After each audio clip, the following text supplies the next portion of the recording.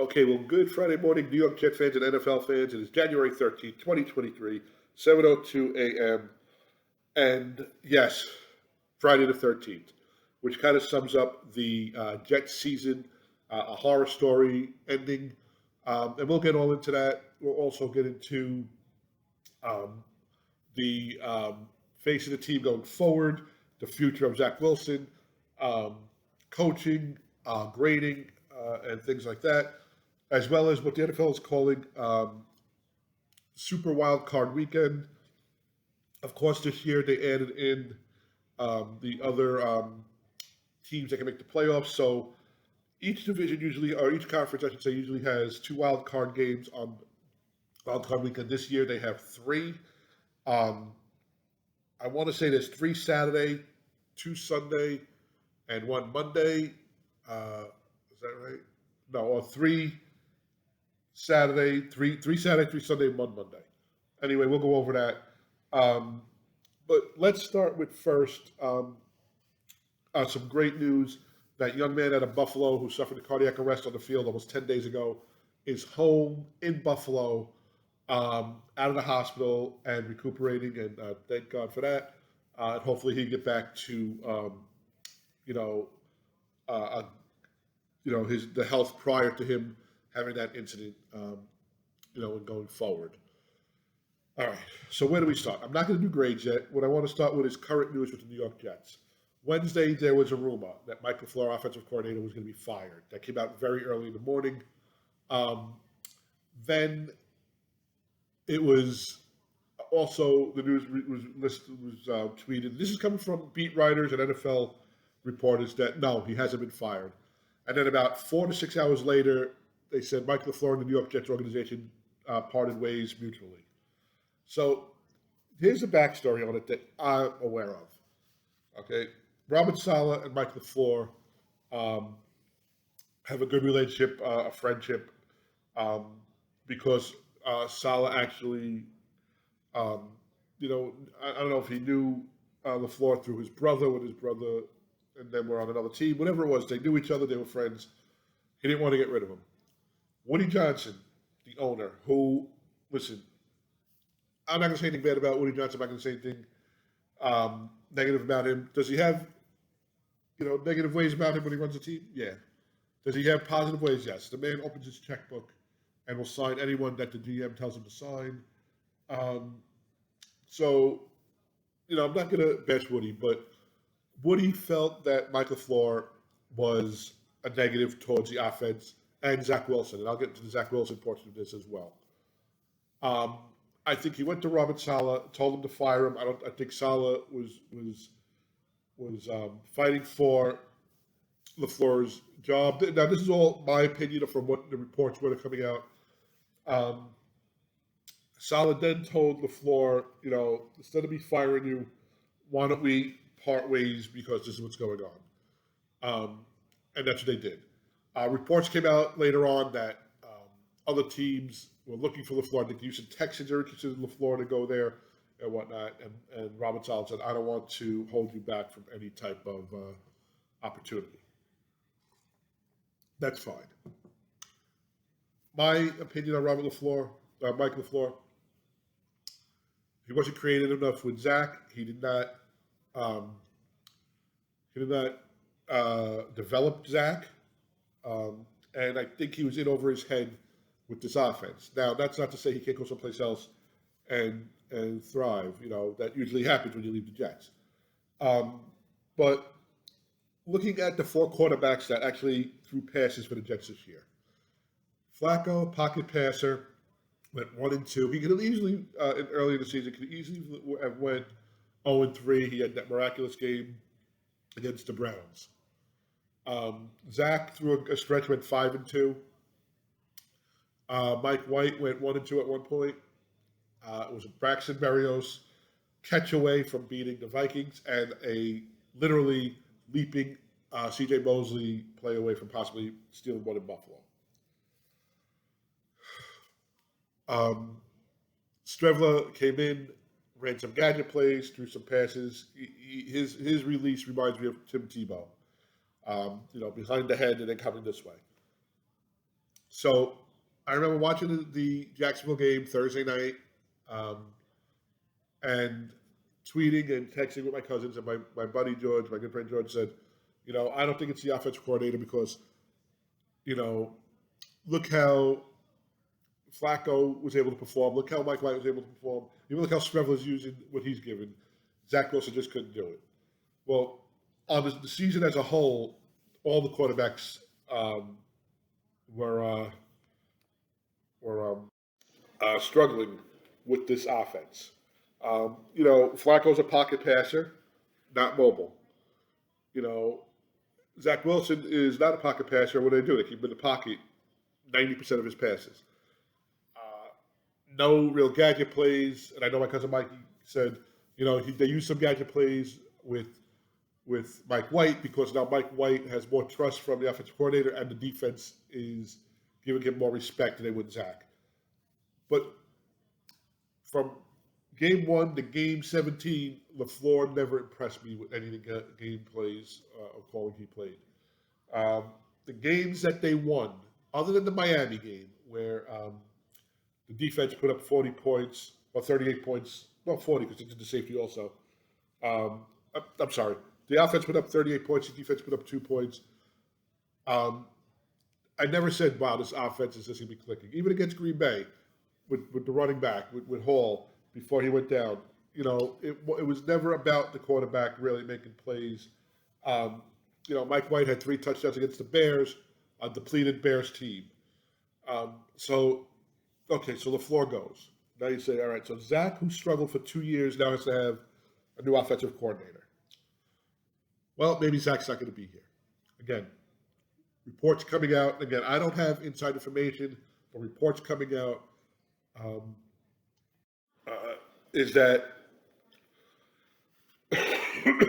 Robert Saleh is not big on Zach Wilson. And also I heard some stuff that Robert Saleh's not that big on Mike White. So I don't know what Robert Saleh's vision for quarterback play for the Jets is, because even Flacco is not here anymore. He's going to be, leaving the team. Woody Johnson thinks that Zach Wilson can be developed into their franchise quarterback, the number 2 pick overall. And at this point, I'm wondering if he's looking at it of where Zach was picked. If Zach was a 3rd-round pick, and they tried to use him and tried to develop him, and he didn't work out after 2 years, is Woody that much in love with Zach Wilson? I don't know. From what I can see, Zach Wilson will be an average, at best, quarterback, unless he is developed better. Okay? So you have your question mark at who your quarterback's going to be. Is he on this team right now? Or are they going to trade for one? I think you have to trade for a veteran. First of all, to replace Flacco. And secondly, as admitted by the former offensive coordinator, so Zach could maybe sit back and watch this veteran play, which means if you're going to have Zach not be your starter, that's another year of no production from your number 2 pick overall, going into his 3rd year of a 4-year contract. Is that what you're going to do, or are you going to just have Zach compete in the off season in training camp against a veteran? Veterans out there now, there are a ton of veterans you can bring up. Derek Carr has been mentioned many a times. There was some local radio host that mentioned Baker Mayfield, Minshew, Lamar Jackson, who is still injured and will not play this weekend in the playoffs. Jimmy Garoppolo, who's been injury prone as well. So, I don't know. There was even rumor of Daniel Jones, from the Giants, but with the Giants in the playoffs, I don't see what they do. It's between him and Saquon getting the contract. So there's the questions there. Now, you're not only looking for a quarterback, or maybe you have your quarterback, you're looking for a veteran, you're trying to replace an offensive coordinator. And in your right frame of mind, you're going into this year, Robert Saleh, 3rd year as head coach. Joe Douglas, okay? Where Joe's trades, I think, really, really worked out well. The Jamal Adams trade where they got all these picks back. The trade on draft day to get that third first round pick, um, Garrett Wilson, Sauce, and all that. That is all said and good, but you missed on Zach Wilson. So you have that blemish against you. So you go into next year with do or die, playoffs or bust. As an offensive coordinator, you walk into that situation saying, I know if I'm dealt Zach Wilson, can we get this team into the playoffs or are we going to lose our job? It doesn't make this position attractive. My personal opinion is that you hedge your bet. If you're Woody Johnson, you don't go and well, you're looking for this offensive coordinator. So, you're going to sit down, you're going to evaluate what you want from your quarterback, who your quarterback's going to be. And do you get the quarterback first to bring in the offensive coordinator, or do you bring in the offensive coordinator and then go after the quarterback? Oh, Aaron Rodgers was another name. My personal opinion, what I do is I reach out to Frank Reich, former quarterback, former Jet quarterback at one point too. I know many people know that. Had that brilliant comeback win against the Houston Oilers back in, I think, 93 in the wild card round of the playoffs. Was also the head coach of the Colts. I'm not sure of his other coaching history, but now you have an offensive coordinator who has head coaching background. So you bring him in, you see how the offense reacts to him. And if the offense improves overall and the team just buckles down the stretch and doesn't make the playoffs, or the team is not good overall, and you think it's a coaching position that happens, a coaching issue in Robert Saleh, then you get rid of Robert Saleh and you promote Frank Reich, who offensive-minded coach, which the Jets have not had an offensive head coach, I think, in 30 years. I think Bruce Coslet was the last offensive coach for the Jets. And now you have somebody who had previous head coaching history. So you're not bringing in another coordinator, you're not bringing another, positions coach to be a head coach. And he's an offensive mind. And I think that's how you hedge your bet. You want to bring in Frank Reich and hope he revamps the offense, and maybe he does. He gets more out of Zach Wilson, or maybe he gets more out of your veteran. And if it's the defense, if it's Robert Saleh's style or whatever it is, then you get rid of the head coach and you bring Frank Reich up. That's my opinion. As far as veteran quarterbacks, I really don't know who I want. Derek Carr, I read as a top 10 quarterback. I don't know if he'll handle it here. Aaron Rodgers, listen. Aaron Rodgers 3 years ago, I'm like, yeah. Aaron Rodgers now looks like, he looked like he didn't want to be in Green Bay. He's put in his years. He's got his rings. He's, ready to move on. Does he want to come to New York, deal with the New York media, deal with a franchise who's trying to get those key parts and holes plugged to get to the next step? And with him, it would have to be lightning in a bottle. It would have to be that he comes in and gets us to that game in a year or two. And I don't know if they're a year or two away. I don't know. So I don't know if Aaron Rodgers is a source, that I'd want.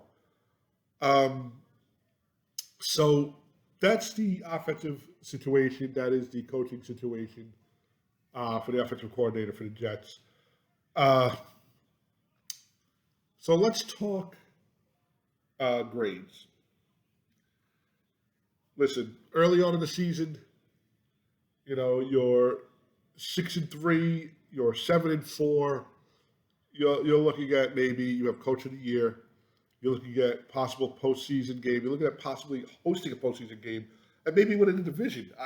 Just like, but I'm just looking at the schedule right now for Wildcard weekend, and I'll go over that with you. And then to drop,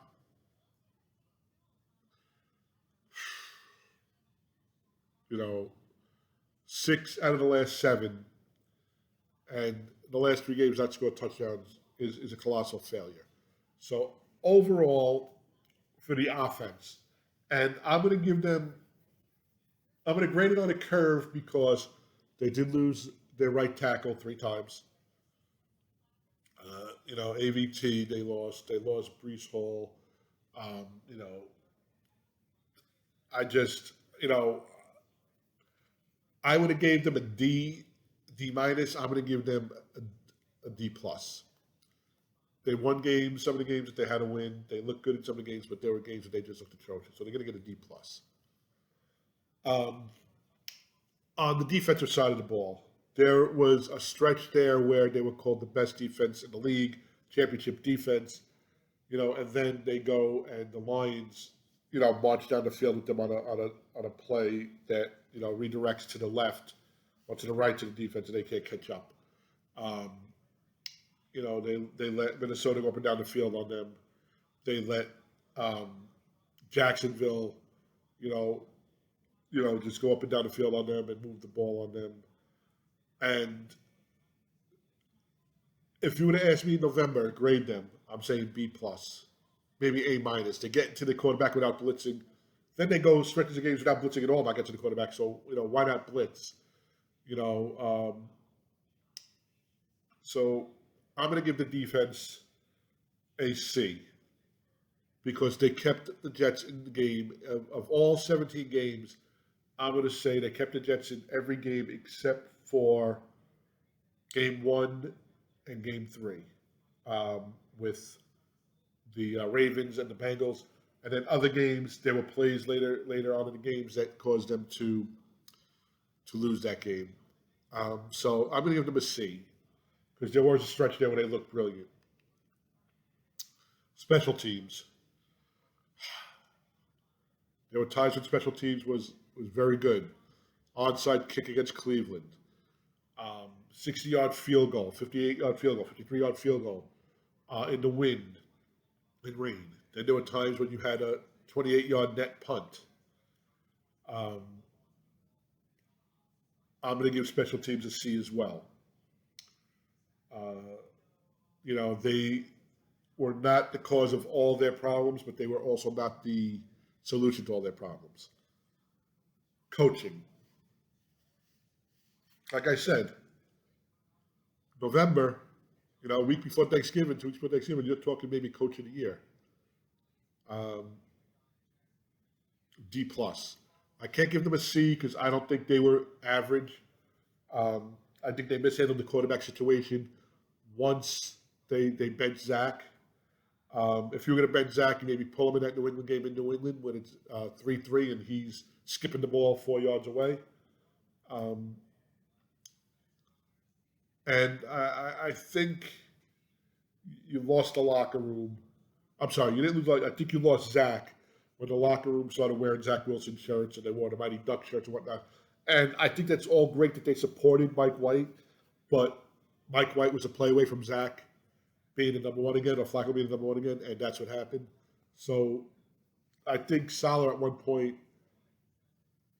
took his finger off the pulse of the locker room, and that's why I give them a D plus. I won't fail them. It was not a failure. He revamped this defense, a bottom defense last year, to a top defense this year, but he needs to button up some stuff. So if I had to do the season as a whole, of course, to me, it's a failure. It'll be the 13th or the 12th straight season we didn't make the playoffs. But if I base it on improvement from the last 3 years, C minus, D plus. We are not a championship team. We are not one player away. We're a few players away. We may be an offensive coordinator away as well, maybe a veteran quarterback away. So I can't say, failure because of what he, what Robert Saleh dealt with. You forget we went into Green Bay, and it's not that the Packers are past, but went into Lambeau and beat the Packers at Lambeau. We beat Buffalo at MetLife. So that is my situation, my take on grading for the teams. Then I want to look back now and review the games, and look at what I picked. So before the season started, I think before the first game, I did my pick for each game, and I said we're going to go 8 and 9. We wound up going 7 and 10. Each game here has something that stood out to me. The Baltimore game, I just think we were not ready, offensively and defensively. And I know we kept it close in the first half, but we lost that game. Cleveland, obviously, you had to go there and win, and they did on an onside kick and a touchdown, and well, 2 touchdowns and an onside kick in like the last minute 53 or whatever, and they won that game. They stole that game. At Cincy, you come back home and you're all behind the offense from the game before, and Cincy is a favorite to go deep into the playoffs, and they lost that game. Flacco, I just said had no pocket presence there as well. I had that as a loss. So I had loss, win, loss, and it was loss, win, loss, like I picked. Pittsburgh, we never win in Pittsburgh. I think we won once there in their history, and or twice. And here we go to Pittsburgh, and the Philly special. Zach comes back, Philly special, and they beat that game. Miami, the game in Miami, the one thing that I remember was the first play of the Jet defense. So the Jets got the ball, they punted deep. First play, Bridgewater comes out, Sauce Gardner comes in, gets him, sacks him, knocks him out of the game, and it's a safety. From that point on, the Jets never looked back. And they won that game like I picked it. They go to Green Bay, and it's the Breece Hall show. Running up and down, and I picked them to lose that game, and they won that game. Denver, Russell Wilson was not the quarterback that I thought that he was going to be. I think a lot of people felt that way. And I thought that was going to be a loss because they never really win in Denver, and they wound up beating the Broncos. They come home to Buffalo. I'm sorry. They come home to New England, and the pick six was tremendous. Some people say that turned the season. It didn't turn the season because they still had a shot after that. They still, you can't go back that far back. I always say the fake spike with 6 games left caused the Jets. Well, the Jets at this point in New England had 9 games left. They had to win, 3 out of those 9. So that pick six and that roughing the passer was terrible. I had them winning that game. They lost. The following week, I had them losing to Buffalo, and it starts off with the kicker slipping and basically hitting an onside kick that Buffalo recovers. But then they pick off Josh Allen, and they pick him off, I think, 2 or 3 times that game. They get to him. Sauce Gardner with an INT, running game up and down the field, and the Jets win that game. And I walk out. I remember walking out of MetLife, and I said this in my video, because I walked out with 3rd, and I think it was 21. I started walking down towards my car, and I saw the last 2 plays from the plaza level of the stadium. And as the game hit 0, arms in the air, walking through the parking lot, fireworks going off, we are in prime position. They go into the bye, we're in prime position. We are 6-3. We just beat the bullies of the AFC. We come back off the bye. We're going to be in New England. And the New England game is where Robert Saleh as a coach had to pull Zach Wilson. Had to pull him. You saw he was struggling. LaFleur had to call down from the booth and say, hey, Robert, this kid doesn't have it today. Put in Mike. Let's get through this game. Let's see if we can steal one and move on to the Chicago game. It doesn't happen. 3-3, turnovers, skipping the ball 3 yards, cannot move the ball. And, I think they said 2 yards in the second half or 3 yards in the second half. They averaged inches per play. And then you have the punt return with really no time left on the clock, and they win. And to me, that was the fake spike. That was the Victor Cruz running down the sidelines to beat us. That was just where the team I saw didn't make that turn to the right way they kind of went to the the opposite way decision. You have the post game where Zach really says he did everything he could. He didn't, you let the defense down. No, I don't think so. And I think you lose the locker room to him there. So now the coach's hands are tied. You have to bench this young man, and you do, and you bring in Mike White, and the fans are looking for Mike White.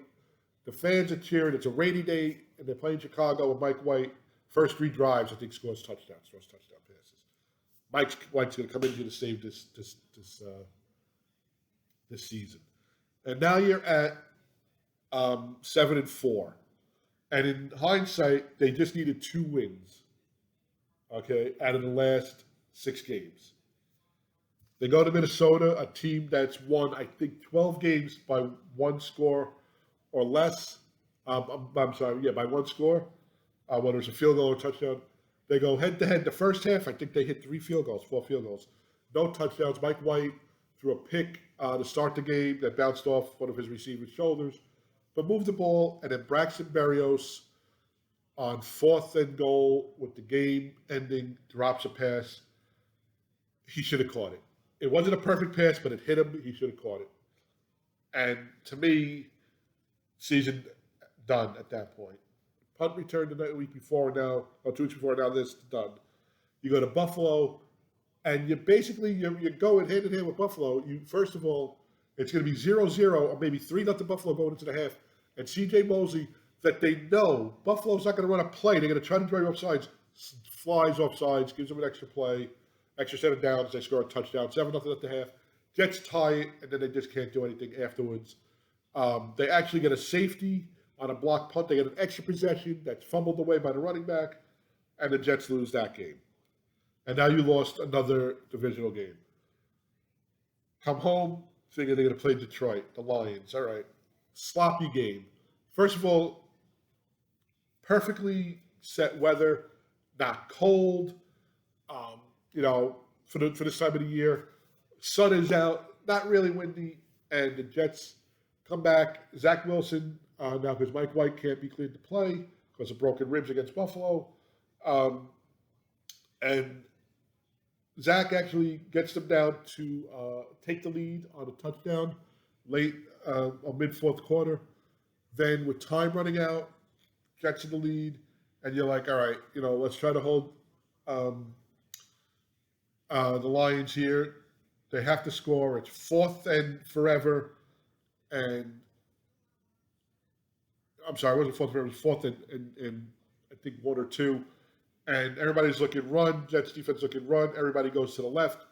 And the slowest man other than me in MetLife Stadium catches a pass. The tight end catches a pass to the left of the quarterback, the right of the defense. It goes 61 yards. Nobody touches him. They score a touchdown. Jets get the ball back. Zach improvises. He takes a sack on the first down, improvises, gets the ball to midfield on a prayer. Corey Davis gets the ball with 1 second left. They call timeout. They had 3 timeouts prior. They only used 2. They should have had at least 30 to 40 seconds more on the clock. And instead of getting a shot to maybe pick up a first down and have more time left on the clock, they have to try for a 58-yard and it hooks to the left. And the Jets lose that game. Say, all right, listen. That one got away. You can't let Jacksonville come into your stadium, prime time, the number 1 pick versus the number 2 pick, in a rainy, windy, atrocious ice game, rain game, whatever you want to call it.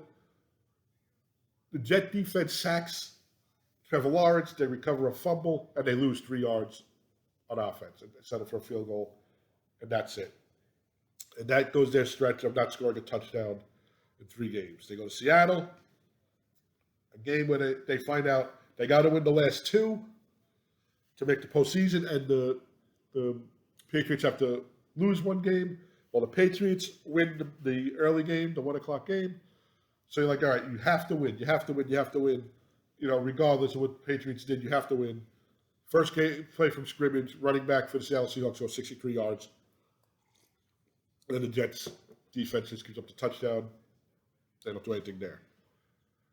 And now they're out of it. Following week, New England loses And if the Jets would have won last week, it would have been a win in against Miami. And this was probably just as bad as the New England game as far as offense.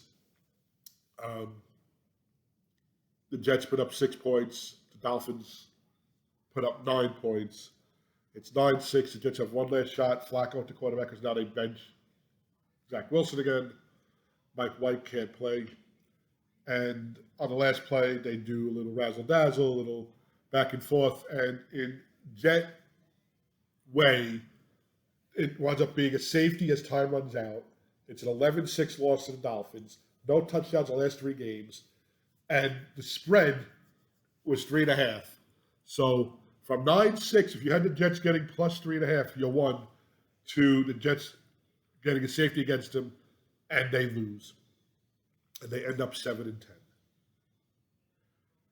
It was a long season. There were times in the season where you said this team's not going anywhere. There were times in the season where you said this team could play with anybody. And my buddy George had said that in that Minnesota game. We could play with anybody. But they just faltered. I'm going to do more videos about what I think the team should do in the offseason and give updates what the team should do in the offseason. Yes, I think Robert Saleh deserves one more shot, but there needs to be 2 things. An offensive coordinator who's been an offensive coordinator with success, and a veteran quarterback to come in and either take over this team and let Zach watch, or Zach goes someplace else, and a veteran quarterback and Mike White take over this team. But a veteran quarterback who has played in this league, who has had somewhat of success in this league. It doesn't have to be a Super Bowl winner. It doesn't have to be an MVP, but a quarterback that can lead this team. That when he gets on the field, they don't say, stack the box and let him try to beat us in the air. No. You want him to say, wait, this guy's back there? Let's pull back on defenders and watch, be careful what he does. Protect his pass. So let's get into Super Wildcard weekend. Okay, so starting, I'm going to have my glasses on. Saturday, the 4:30 game, you have the Seattle Seahawks visiting the San Francisco 49ers. To me, the Seattle Seahawks are one of the teams who, yes, they made the playoffs, and I will not take that away. Jets made the playoffs at 9-7 in 2009. They made a tremendous run. But I don't think they're good all around. I think Geno Smith, as good as he's been, and I think he was a top passer this year as far as yardage and whatnot. I think he can be beat very easily. 49ers are on a roll with Purdy as their third-string quarterback. That was their second-string quarterback. It's now their starter. They are favored by 9.5 points. San Francisco giving Seattle 9.5. I think San Fran wins the game. I think 9.5 is steep. So I take Seattle plus a 9.5, but I think overall San Francisco wins the game. The LA Chargers playing the Jacksonville Jaguars. And congratulations to Jacksonville. You made the playoffs. Trevor Lawrence in his second year. Doug Peterson taking over after that debacle last year at their head coach. Gets them into the playoffs. So I think Trevor Lawrence is going to be the Joe Montana, the Steve Young, the Brett Favre. I won't even say number 12 because nobody's him. I hate him. I don't know, but this is a great matchup. This is a great matchup. Jacksonville at home getting 2.5.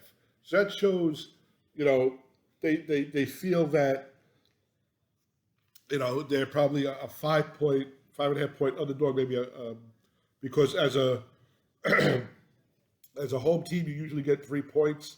You're usually a 3-point favorite, and then anything else on that you just tack on. So plus 2.5. The handicappers say they should be like plus 5.5, but they're home.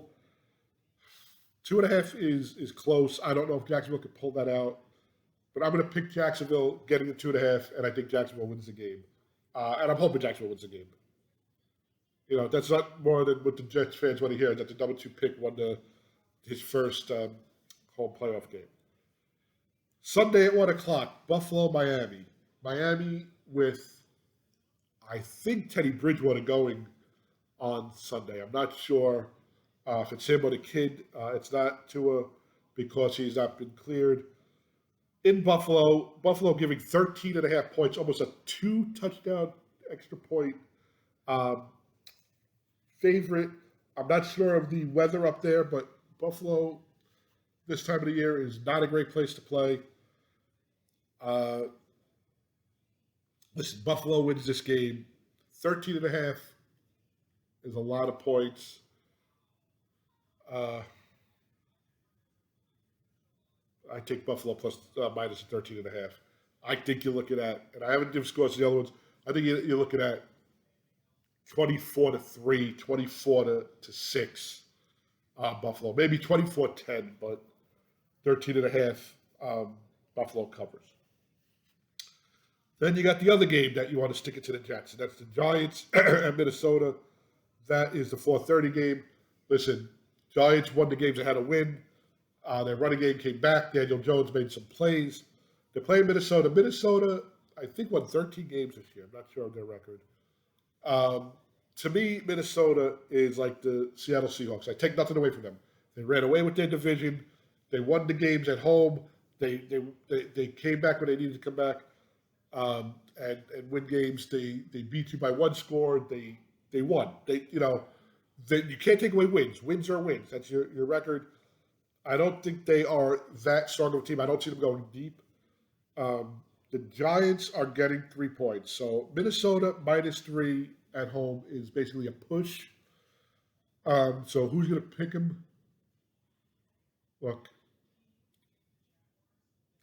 I think if it's a close game, Minnesota takes this game because Minnesota's taking all close games. So that's what we're going to go with. Minnesota -3. It'll probably end up in a push with the -3, but I'm going to take Minnesota -3. Then the late game. So you have the two games on Sunday, right? We have the Seattle Seahawks, San Francisco, Chargers, Jacksonville, and then Sunday, Miami, Buffalo, Giants, Vikings, and the late game, the Sunday night game, Baltimore, Cincinnati. You look at this before the season starts to say, Super Wildcard weekend, Buffalo and Cincinnati say, oh my God, what a matchup. Lamar Jackson is out. Cincinnati is running on all cylinders. They are a 9.5 point favorite at home, and I think the Bengals win this game by more than 9.5. I think they win by 10 or more.